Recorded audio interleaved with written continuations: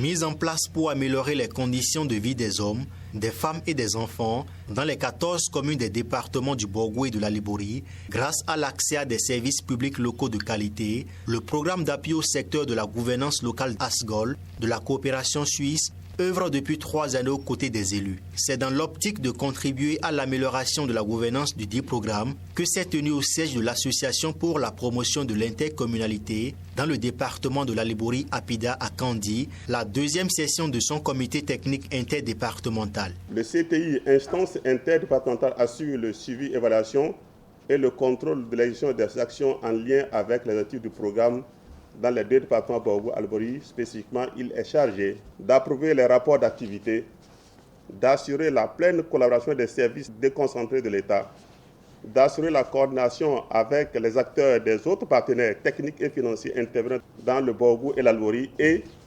d'échanger sur les expériences en cours dans les communes et en tirer les enseignements. C'est pourquoi la 2e session 2019 du CTI à Kandi permettra aux partenaires à cette séance d'informer sur la situation de la mise en œuvre des activités du programme et d'échanger avec d'autres acteurs parties prenantes. Au cours de cette session, les membres du comité technique ont procédé à la revue de la mise en œuvre des différentes recommandations issues de la session précédente. La présente session, qui se tient également à Kandi, nous permettra d'apprécier le niveau de la mise en œuvre de ces recommandations et de nous pencher ensuite sur d'autres préoccupations. Il en sera de même pour nos approches d'intervention.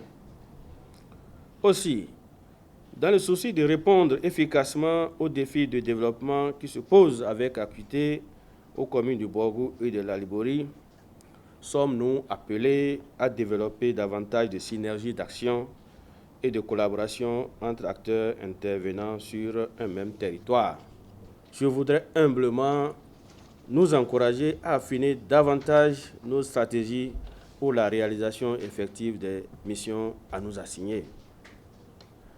En ce qui nous concerne, mon collègue du Borgou et moi, nous réitérons notre entière disponibilité à nous assurer de la pleine collaboration des services déconcentrés de l'État dans la mise en œuvre des activités du programme ASGOL 3 et par la même occasion à assurer la coordination avec les autres partenaires techniques et financiers intervenant dans les 2 départements. L'une des actions du programme ASGOL est la réalisation des infrastructures intercommunales. Grâce à l'APIDA, les communes de Sigbanan et Gogounou bénéficient de la construction d'une infrastructure de franchissement dans le village de Dougoulaye. Les maires de ces 2 communes s'en réjouissent et expriment leur gratitude à l'endroit de la coopération suisse. Aujourd'hui, nous pouvons nous réjouir de ce que d'ici à là, il va y avoir un pont.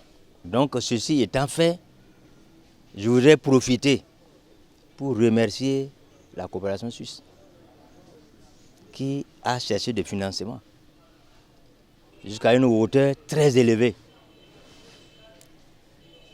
Et c'est ça qui a permis aujourd'hui de concrétiser cette préoccupation par la réalisation de ce pont de franchissement et qui permettra de relier les 2 communes.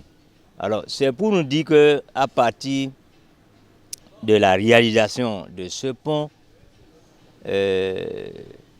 la mobilité